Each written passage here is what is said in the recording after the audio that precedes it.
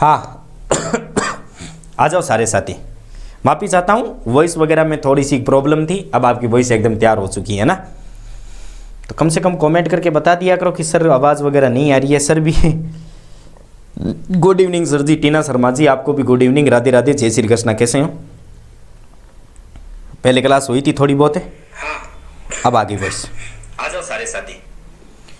जो पहले 1 मिनट की क्लास हुई है उसमें कोई वॉइस नहीं आ रही है, इसलिए मैं आपको दोबारा बता देता हूँ। देखो साथियों, आज हमारा जो टॉपिक है वो है जनजाति को लेकर के। तो सबसे पहले जनजाति के संदर्भ में कुछ फैक्ट है। यदि आपको जैसे मान लो पूछ लिया जाए, हालांकि नहीं पूछा जाता है जनजाति क्या है, फिर भी यदि आपको ऐसे पूछे कि सर जनजाति होती क्या है, देखो जनजाति शब्द का वैसे तो कोई शाब्दिक अर्थ है नहीं, लेकिन फिर भी मैं आपको एक समझाने की कोशिश करूँ तो मतलब वो जातियाँ जिनका रहन सहन, जिनकी संस्कृति, जिनका खान पान हम सबसे अलग है।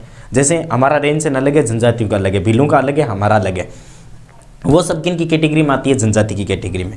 अब आपसे 2 4 5 रटे रोटे क्वेश्चन पूछे जाएंगे। जैसे भारत के अंदर आपको पूछ ले जाए कि सर सबसे ज़्यादा जनजाति कहाँ निवास करती है, तो भारत के अंदर करती है मध्य प्रदेश में। और यदि मध्य प्रदेश ही तो है, महाराष्ट्र है, हाँ मध्य प्रदेश है सॉरी। और यदि आपको ऐसे पूछ ले जाए कि भारत के अंदर सबसे कम जनजाति कहाँ निवास करती है, तो वो करती है हरियाणा के अंदर। 2 फैक्ट आपको याद रखना इंडिया के संदर्भ में, भारत में मध्य प्रदेश सबसे ज़्यादा है, हरियाणा सबसे कम है।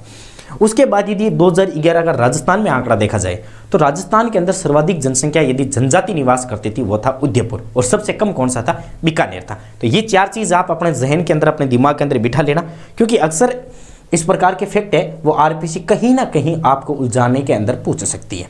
आगे चले फिर चर्चा करते हैं।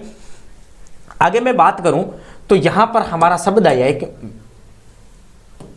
पहले तो मैं इसको साइड में कर देता हूं। एक शब्द आया मेलनी। मेलनी शब्द का अर्थ क्या है, और मैं आपको बताता हूं कि कल आपकी लगभग इंडिया पॉलिटिकल की लगभग 3 घंटों की क्लास है, एक मैराथन क्लास होने वाली है। तो सभी साथी उस क्लास का भाग जरूर बने, और वो आपको क्लास है वो लाइव मिल जाएगी।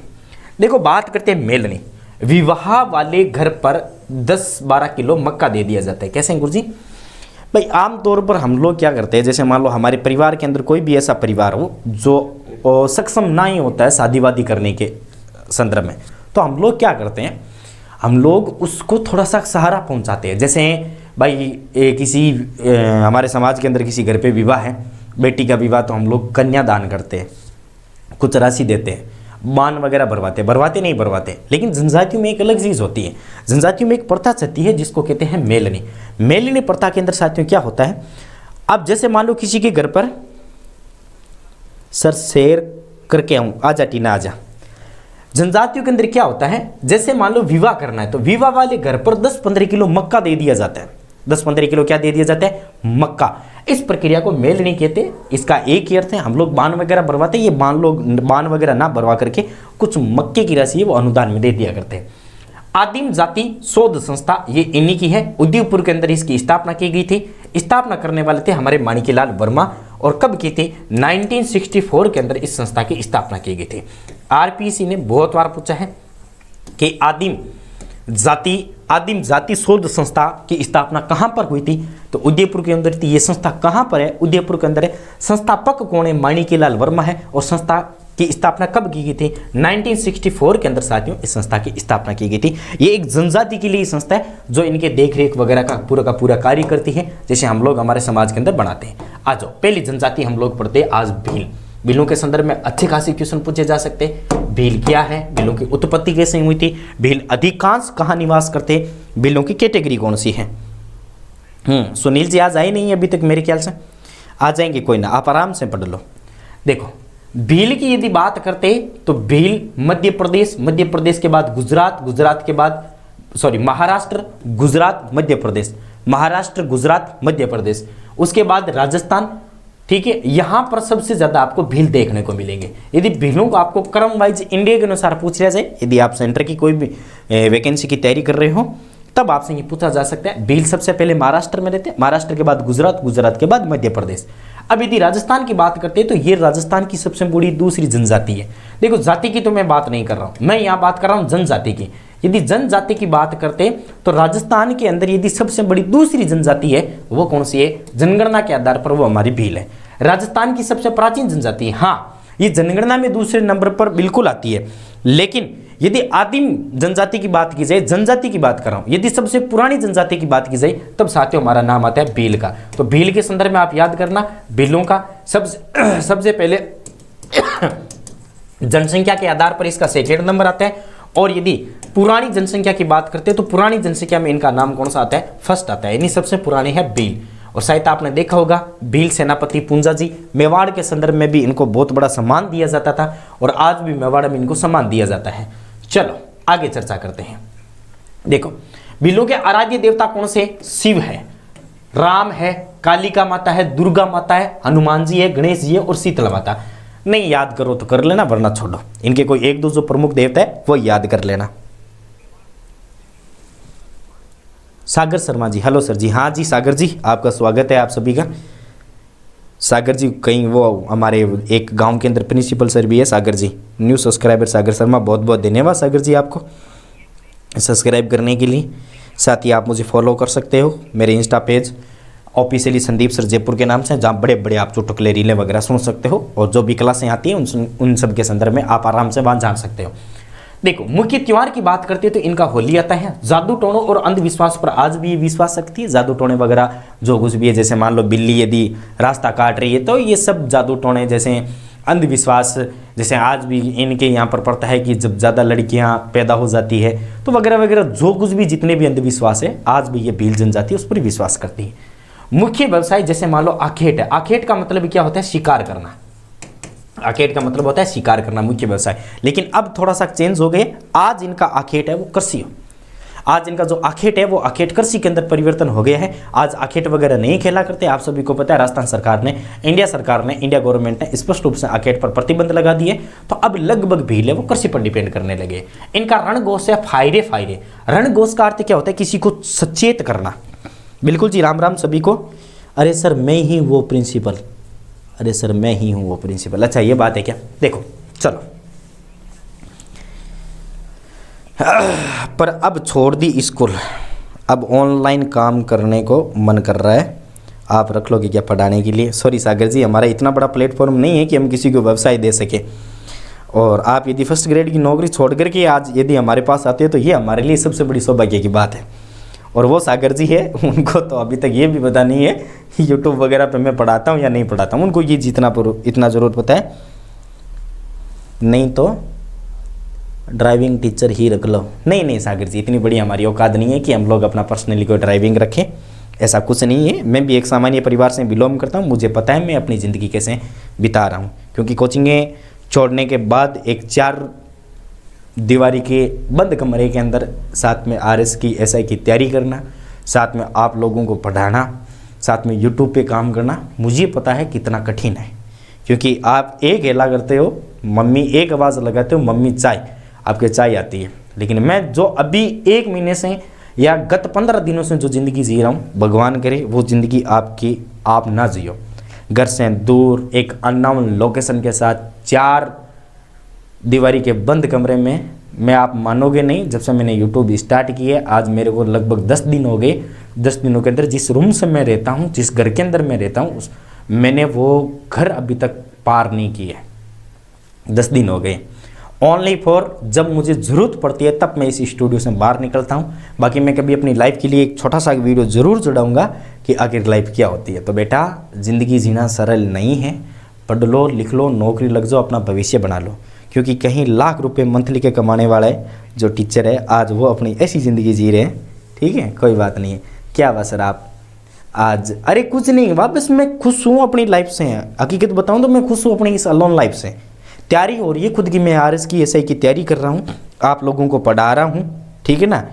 और मैं बहुत खुश हूँ। चलो आगे। अरे छोड़ो इन सब चीज़ को। तो 2-3 फैक्ट ध्यान में, रणघोष फायरे फायरे। देखो फायरे फायरे क्यों किया जाता था? अब देखो मैं था थोड़ा आप मारवाड़ी मजिया में पूरा का पूरा, क्योंकि सुबह पॉलिटिकल की क्लास रिकॉर्डिंग करी एक लगभग 4-3.5-4 घंटा की, तो मैं थोड़ा सोच भी के मान की। देखो मैं था एक चीज़ बताऊँ, फायरे फायरे कहीं चीज़ में। देखो पहली कहीं है कि जिटेम आंपा के किसान आंदोलन चलता, बिटेम अंग्रेज सब ज़्यादा मेवाड़ के मान जाता, क्योंकि वहीं से स्टार्ट हुए थे, मेवाड़ के अंदर ही किसान आंदोलन स्टार्ट हुए थे। तब जब अंग्रेज उनको प्रताड़ित करने के लिए जाते थे उस समय ये भीलों का एक व्यक्ति गांव से बाहर कोई बड़ी सारी खेजड़ी के ऊपर बैठा रहता था। अब जैसे ही वो अंग्रेज आते, घुड़सवार को देखते, अंग्रेजी सेना को देखते वो ऐसे तो बोलते रहते कि भाई फायरिंग होने वाली है, ठीक है ना। वो बोलते थे फायरे फायरे फायरे, मतलब सचेत हो जाओ अंग्रेज आने वाले। और इसके बाद ये इनका रणघोष बन गया था फायरे फायरे। क्षेत्र देखो बोहमट है, ठीक है, और पाड़ा इनको खुश करता है, काड़ी इनको नाराज करता है। कहने का इनका क्षेत्र तो बोहमट कहलाता है, जैसे हम लोग बोलते हैं ना हमारी कॉलोनी वगैरह, तो इनके यहाँ पर कॉलोनी वगैरह कुछ नहीं होती है, ये क्षेत्र वगैरह बोला करते हैं, ठीक है। हाँ काम कर रही है, अच्छा कोई बात नहीं। कैसे हो गुरुदेव? मैं एकदम मस्त हूँ पूजा जी, आप बताओ। तो इनका क्षेत्र बोहमट कहलाता है। देखो जैसे मान लो हर एक जातिवाचक सूचक होता है, ठीक है ना, तो इनको यदि आप पाड़ा कहोगे तो ये खुश हो जाएंगे, और इनको यदि आप कांडी कहोगे तो ये नाराज हो जाएंगे। इनकी देवी कौन सी है? इनकी भराड़ी माता है, ठीक है ना। शादी के समय दीवार पर चित्रांकन करते हैं, जैसे हम लोग मांडना मारते हैं ना शादी के समय, उसी प्रकार से ये क्या करते हैं, शादी के समय अपनी देवी का दीवार पर चित्र वगैरह मानते हैं, ये इनकी देवी कहलाती है। इनकी कृषि दो प्रकार की है, ये चीज आपको याद करने का थोड़ा सा मैं कहता हूँ याद कर रहे हैं। यानी कृषि दो प्रकार की करे, एक तो चिमाता हुए और एक दजिया हुए। चिमाता को अर्थ कहेंगे, यदि भील पहाड़ी पर कृषि करे तो बात तो कहलावे चिमाता, और यदि भील मैदान की कृषि करे तो बात कहीं कहलावे दजिया कहलावे। दजिया एक कर भी था, फरात एक कर भी था, प्लस के अंदर दजिया एक कृषि का प्रकार ही है, तो ये भी थोड़ा सा ध्यान में रख लेना। दजिया ठीक है एक मैदानी कृषि है जो भीलों के द्वारा की जाती है। भीलों की कृषि को आप दो भागों में डिवाइड कर सकते हो, यदि वो पहाड़ी इलाके पर करते हैं तो चिमाता कहलाती है, और वही कृषि यदि वो मैदानी इलाकों में करते हैं तो वो दजिया कहलाती है, ठीक है ना। अब देखो जैसे मान लो हम लोग किसी व्यक्ति की मृत्यु हो जाती है और 12 के दिन कुछ भोजन वगैरह खिलाते नहीं खिलाते? हाँ आरबीडी पर है, वो कौन है आरबीडी पर? हाँ भूल गया कि जीजू, बुला के लाओ जीजी को जीजू। अब जीजी के डब्बा हो रहा हूँ, बात मेरे कम से कम 250-300 किलोमीटर एक बेटी है, मैं कटो बुला रहा हूँ। मैं तो भी तंग आप और भी तो मैं आज लाइफ जी रही हूँ। मैं आज एक रील चढ़ी है, संसार में सब कुछ करना लेकिन शादी मत करना। अब पता नहीं उसका मतलब रिवेन्यू का आएगा मार्केट से, लेकिन मैंने ऐसे ही बना रखी थी, बीच के अंदर तंग करने लगे तो मैंने उनको बना दिया ना, शादी सब कुछ करो लेकिन शादी मत करना। अब रिवेन्यू क्या आएगा वो मुझे नहीं पता है, मार्केट से गालियाँ तो पड़ेगी। सर श्याप बात में चिड़ है इनकी काटी। हाँ चिड़ है भाई, बिल्कुल एकदम सही बात है। था कि मालका चिड़ है, यदि ध्यान कांडी कहो तो ये चिड़ है, क्योंकि एक जाति सूचक शब्द है, और जाति सूचक शब्द थांटा है आपने भी चिड़वे, हमारा बामणों को भी जाति सूचक शब्द है। हालांकि मैं बता कौन सकूं, वरना काल ने कोई कटिंग करके लगा दी, देखो ऑनलाइन टीचर ने क्या बोला, ये पढ़ाते हैं बच्चों को, बहुत सारी बातें आ जाती है विवादित रूप में। इसलिए मैं तो कभी एक राजनीति पर और एक हमारे इन सब चीज़ों के अंदर में ध्यान नहीं देता। आप सभी को भी पता है, ठीक है ना, कि बहुत सारी बातें आपसे छुपा के रखनी पड़ती है, ठीक है। सर कहाँ हो आप अभी? सागर शर्मा जी, मैं एक अननोन लोकेशन पर हूँ जिसका किसी को पता नहीं है, मात्र मेरे 2 दोस्तों को पता है, बाकी किसी को नहीं पता है ये लोकेशन कौन सी है। चलो छोड़ो आ जाओ। और वो उसमें से खास मित्र है एक हमारे मूर्जी सर और एक अलग है। लोकेशन का क्या करना है, आपको क्लासें मिल रही है, नो इंटरनेट प्लीज। इंटरनेट नहीं है, क्या बात कर रहे हो? चले आगे। तो मृत्यु भोज इनका क्या कहलाता है? कायटा कहलाता है या फिर लोकाई कहलाती है। छेड़ा फाड़ना इनका तलाक है। जैसे मान लो छेड़ा फाड़ना क्या होता है, भील महिला और पुरुष यदि दोनों एक दूसरे से परेशान हो जाते हैं तो इनका डिवोर्स होता है अलग तरीके से। जैसे मान लो आपने एक गाना सुना होगा कि पल्लू पे नंबर लिख देते हैं, लेकिन भील की मान पल्लू यदि फाड़ दे नहीं पल्लू साड़ी को तो बिना पकाएंगे वहाँ तलाक है। पंचायत के सामने दोनों लोग लुगाई जासी और लुगाई काएं करती आपकी जिकी भी ओढ़नी वगैरह भी कोई पल्लू फाड़ देवे, तो पल्लू फाड़ने को मतलब है बा डिवोर्स दे लिए। इन वास्ते यदि कोई भी थी भील की लकड़ी नहीं भील की लड़की ने प्रपोज करो और बा यदि पल्लू फाड़ देवे तो इको मतलब समझिए थांको कनेक्शन कट हो गया है। और यदि बा पल्लू पर लिख देवे वो 300 किलोमीटर, वाह समझ गए संदीप सर जी, बिल्कुल सर। हमें भी बता दो आप कहाँ हो, आपके घर वाले आपको देख रहे होंगे। घर वाले एक्चुअली में नहीं देखते थी ना, घर वालों से तो मैं परेशान हूँ। कौन जिंदगी जिए, घर पे जाओ झगड़े करो, इससे अच्छा है कि यही जिंदगी जी लो। नाता प्रथा क्या कहलाती है? दूसरा विवाह कहलाता है, ठीक है। जी हाँ सचिन ले रहे हो ना बात सीमा बाबी, ये नातो प्रतो कहलावे। यदि पहले पति दाब दिया, माना कि ए से दाब गई और बी के पास जाना चाहती है तो क्या करेगा, ठीक है ना। अब मैं थान समझाई दूँ, चलो छोड़ो। देखो जी हाँ सचिन भाई जी है, अट आ गई आपा की सीमा भाभी और अठिन आ गयो अंपा को हैदर भाई और अठिन आ गई सीमा भाभी, सॉरी सीमा तो ऊपर आ गई बच्चे, अठिन आ गई वहां पर सचिन भाई, ठीक है। सीमा पहली सचिन की घरवाली ही, सॉरी हैदर की घरवाली ही। हैदर उम परेशान होगी, प्यार मिल गयो, 4 टाबरा लेर भारत आ गई और की कना गई सचिन भाई जी कन। अब सचिन भाई जी कन आई ना, जब पहले पति ने छोड़ रही है, इको मतलब वो कहलावे, इको नाता पड़ता। जीवते पति थका दूसरे पति के लार जनो नातो कहलावे। अब बूढ़िया ने पूछ लिया कि जीवते पति के थका दूसरे पति के जानो नातो कहलावे। सर फोन से क्लास बंद करो, आवाज आ रही है। फोन से तो क्लास बंद कर दी सागर जी।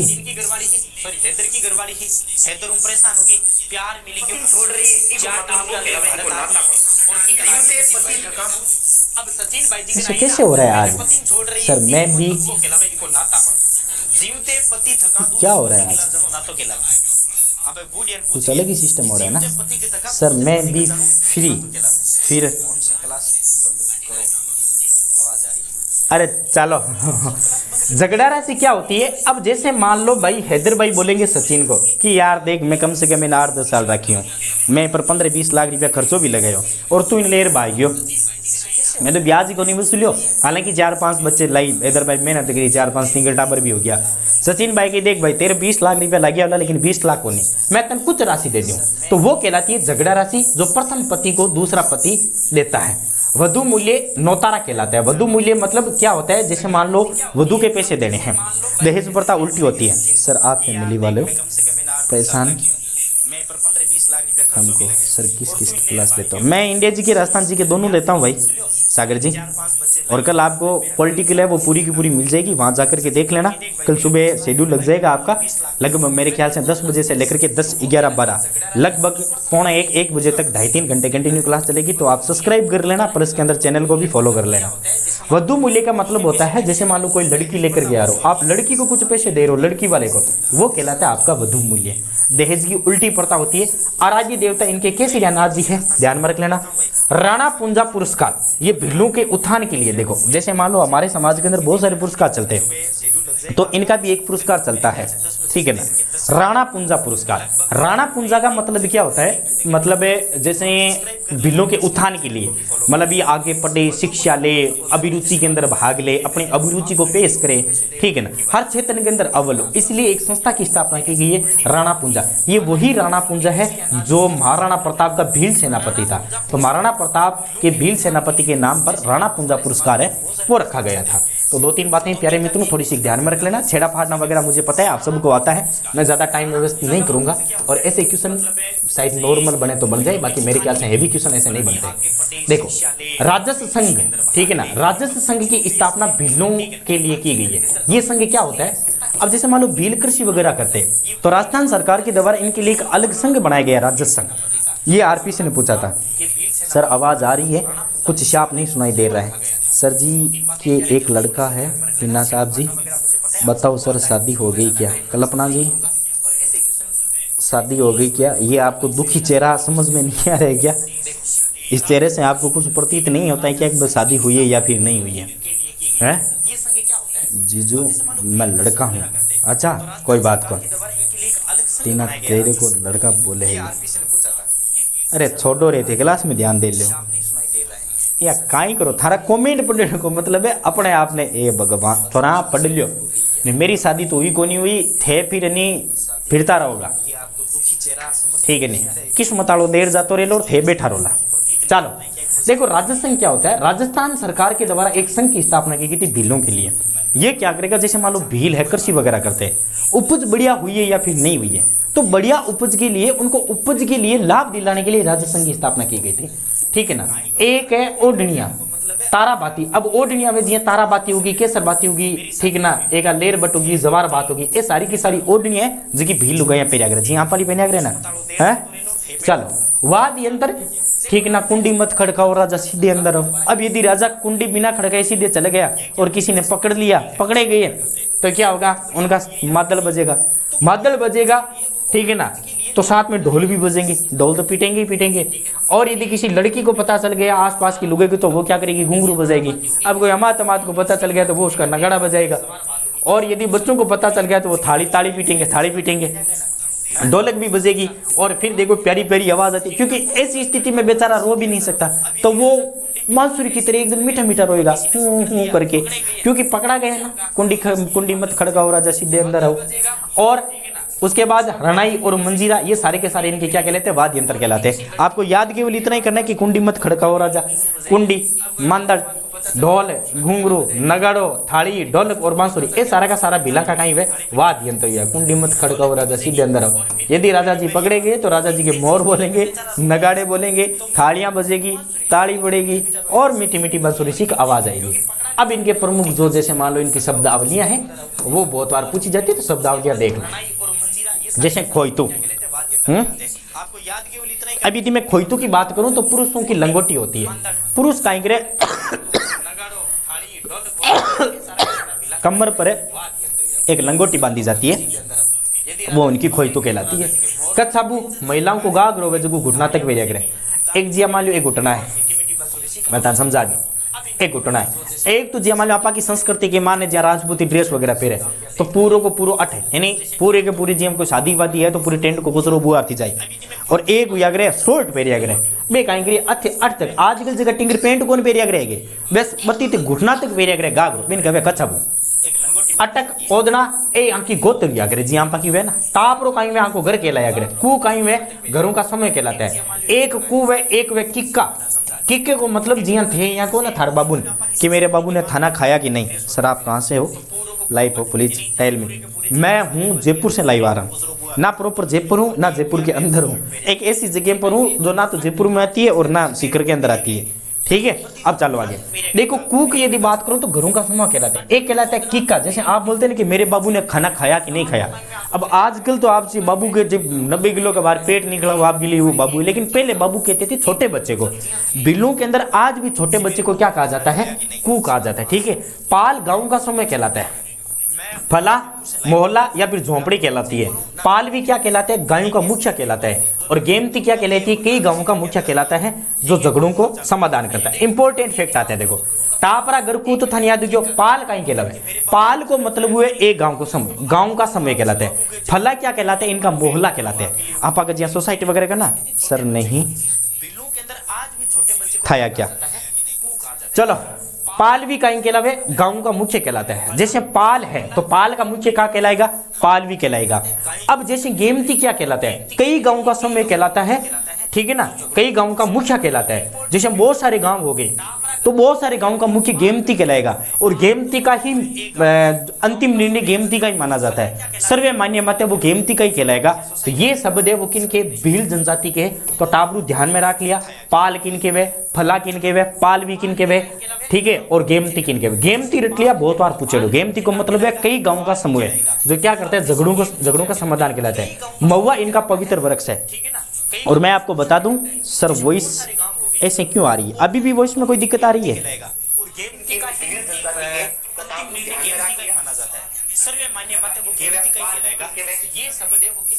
आज वॉइस डबल आ रही है ना, और रुको रुको रुको रुको रुको आगे बात समझ में।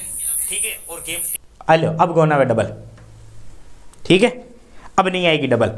जीजा जी मैं पूजा आगी चाचू, वो पूजा आगी के अब गौना में थे चालो। महुआ काई में आपको एक पवित्र वृक्ष है। पवित्र वृक्ष को मतलब जानो, माँ के शास्त्र के मान लिखिड़ो, वेदा के मान महुआ पौधे दारू बनिया करे। भील जनजाति है दारू तो पीसी, तो इनका पवित्र वृक्ष भी कौन सा हो जाएगा, दारू हो जाएगा। टोटम इनके कुल देवता है, टोटम इनके क्या है, कुल देवता है। तो ये दो तीन बातें याद करना, टोटम भीलों के कुल देवता है, महुआ इनका पवित्र वृक्ष है, प्लस के अंदर गेमती कई गांवों का मुखिया कहलाता है, प्लस के अंदर एक पाल हो गया, फला हो गया, पाल भी हो गया, टापरो हो गया, कू हो गया। ध्यान में रख ले। और कू बहुत बार पूछे है, कू बाबू ने कहे बाबू ने। ठीक है, लेकिन अट बाबू को नहीं है, अट कू को मतलब है घरों का समूह है, बहुत सारे घरों का समूह है। किक्का शब्द का अर्थ पूछा गया बिल्लू के अंदर है। अब चल आगे, अब देखो अब आवे के वॉइस था कि डबल तिबल, प्लस के अंदर गेमती कई गांवों का मुखिया कहलाता है, प्लस के अंदर नहीं आ रही है, मैंने चेक कर लिया, अब नहीं आ रही है। आगे चला, अब देखो इंटरेस्टिंग दाल भाई साहब, बिल्ला के मान कोई भी टिंगर कुंवारू कौन रहे, क्यों? क्योंकि आंपा तो यदि लव मैरिज करना चाहो आंपा बड़े थपड़ांगी और कई प्रकार का केस लगे, गुरुजी केस किया लगे। यदि थाकी मेबू बाजार कोर्ट में नटगी तो थाके केस ही लागसी, और काई काई लागसी भगवान यू जाने ऊपर। लेकिन अठ कोई प्रकार का केस कौन लगे और हम मज़ेदार तरीके में बेकाई करें। सर रिकॉर्डिंग पढ़ा दो प्लीज़, रीजनिंग पढ़ा दो। हे भगवान, अच्छो खासो।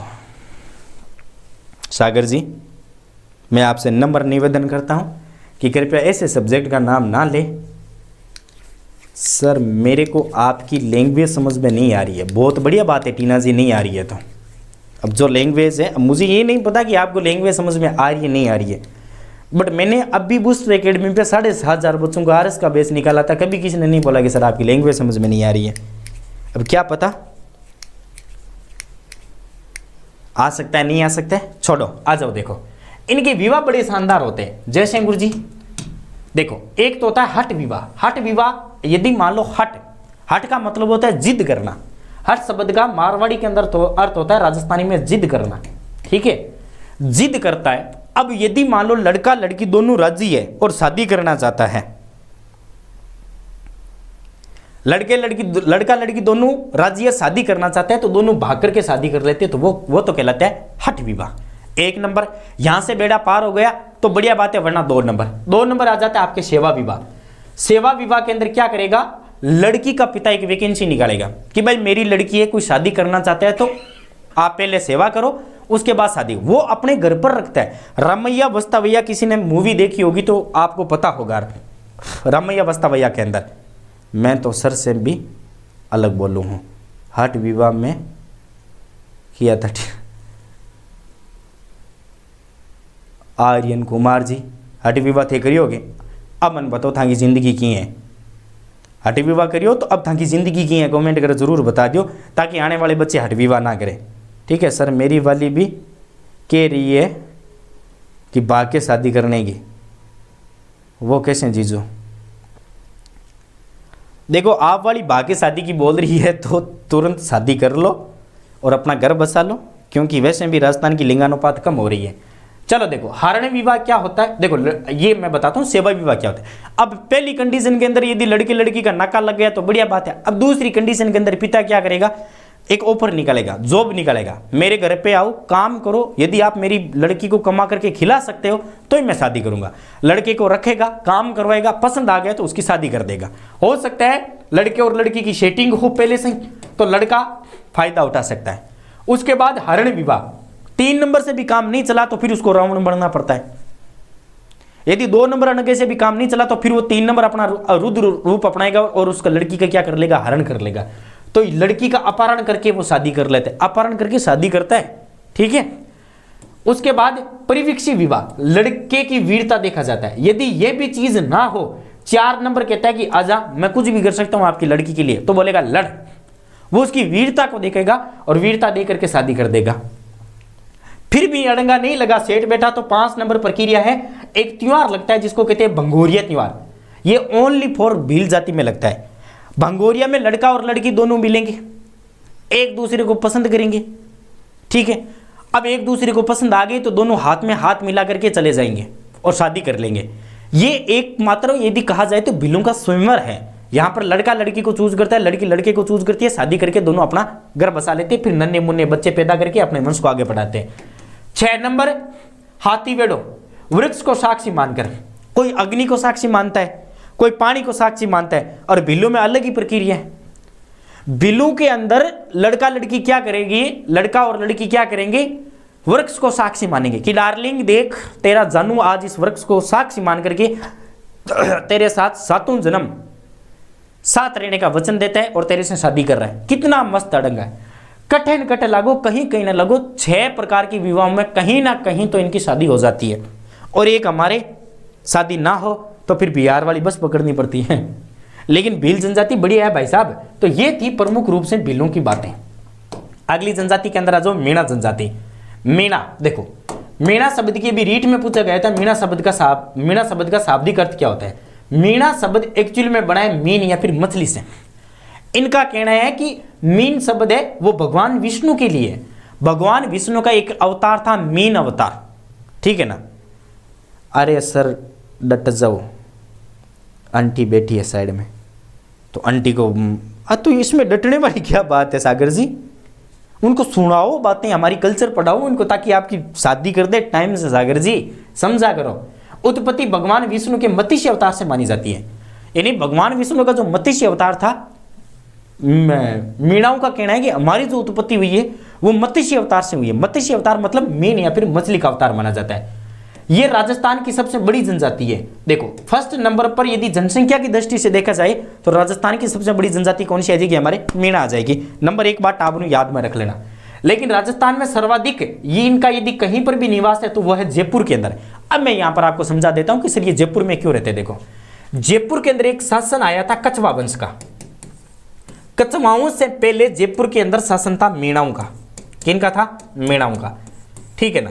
तो कछवाओं से पहले मीणाओं का शासन था, इसलिए सबसे ज्यादा आज भी मीणा कहां पर पाए जाते हैं? आपके जयपुर में पाए जाते हैं। लेकिन यदि मीणाओं की जैसे अलग अलग जनजातियों की आप बोलोगे भाई, जैसे ब्राह्मण है, हम लोग कहते हैं मध्य प्रदेश से उठ करके आए, एमपी से उठ करके आए, ये यूपी राजपूत बोलते हैं हम यूपी से उठ करके आए, कहीं से मानो।